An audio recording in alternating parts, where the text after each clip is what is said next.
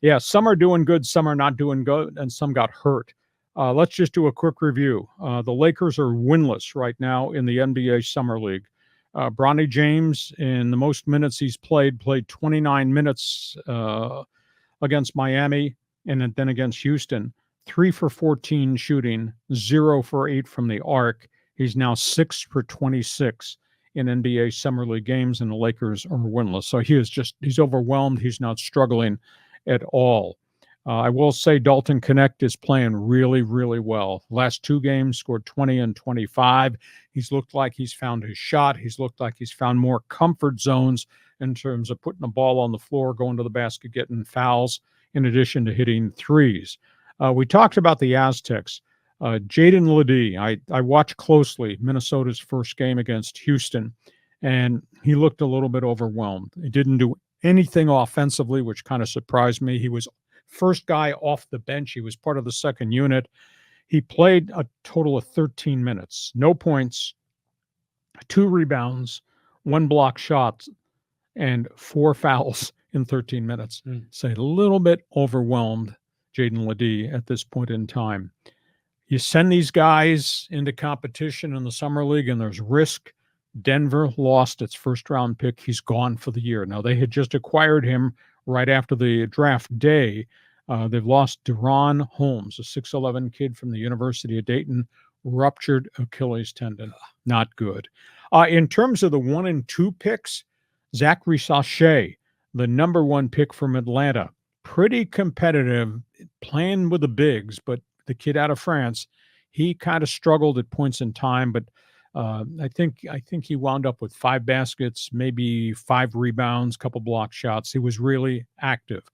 The second pick in the draft, the other French kid, Alexander Sarr, really overwhelmed. I think he was maybe 3 for 11, couple of fouls, couple of rebounds, just that level of play of the bigs against the bigs. He just really had a tough time. I know it only counts as these were the first games this weekend in the Las Vegas Summer League for all these marquee players. So we'll keep an eye as we go in the next 2 weeks to see how the rest of these draft picks work. But Risacher was pretty competitive, and Alexander Sarr was not.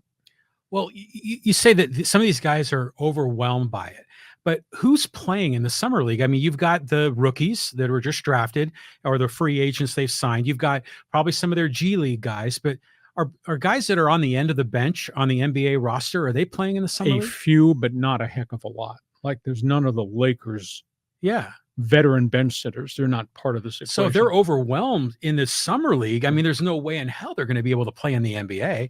But you grow them. That's part of the equation. They are young. You teach them what it's like to be a pro. You put them on a weight training program, a dietary program, and you grow them, and you will show patience, obviously, for the guys up front. One guy that has really stood out, and he's very checkered, controversial career, I think it was at the University of Illinois, Terrence Shannon with Minnesota. Holy cow, he's lit it up in the Summer League so far. And he was an explosive kid, but he had a checkered past in terms of a lot of stuff off the court. But it may be that they wound up picking him later. He fell off the top of the first round. He got picked towards the back end of the first round. I don't know if it was the 30th pick, 31st pick, but boy, I watched him closely when Minnesota played Houston, and said, boy, this guy can play and do a lot of different things, going to the baskets, pulling up, shooting threes, playing defense. He's all over the floor. So sometimes you'll find a gem there, and Shannon to me has been the most impressive rookie, and of all the young players I've seen, I think I've watched 3 different games in the Las Vegas Summer League so far. Well, let's go back to Jaedon LeDee for a minute, because Mark Ziegler said that even though the numbers, which you quoted, are accurate, he was actually made a big difference when he was not carrying the ball. He was setting picks. He was aggressive. He was scrambling on the floor for loose balls, and his plus minus was radically lopsided in the plus category. Yeah. So do you think maybe the Timberwolves are going to be patient with him? Well, I think so. He's a street free agent. But the one thing that stood out to me was he did not get intimidated by the bigs who were jumping jacks. And those guys could not get to rebounds because they couldn't move them off the defensive post when he was going for boards. I mean, he was physically leaning on guys, and guys were going on the floor. And he was pushing guys. He was fighting guys who were trying to run pick and rolls around him. Offensive end, negligible contribution. So maybe they will just work with him and just use that 6'9", 250-pound frame as a defensive bully. Yeah, well, but he can shoot too. So I agree. You know, he can hit the shot from the elbow.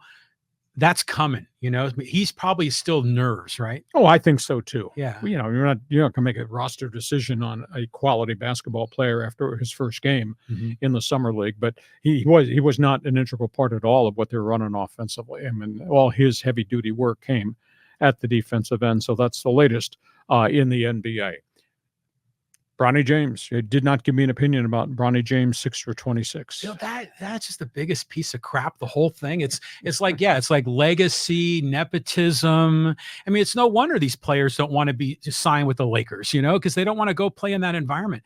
This is just a disgrace because, I mean, LeDee is a better player than Bronny James. LeDee should have been taken. Now, Bronny may have much bigger upside a year from now. Yeah, but he's still 6'1". I mean, you know, there's too many negatives there. I just think the Lakers are bending over backwards to make LeBron happy, and I think they're losing sight of the big picture to make the team better. There was a statement though made on the weekend after their fourth loss in a row, and Bronny was asked, if this does not work out, what are you going to do? And he said, I'll go wherever the Lakers send me. That includes the NBA G League. Yeah. So he might be playing in the G League in Ontario for the Lakers minor league team. With a 4-year guaranteed contract. Yeah, with that. Nothing wrong with nepotism if you're on the receiving end. Exactly. Okay, we go from that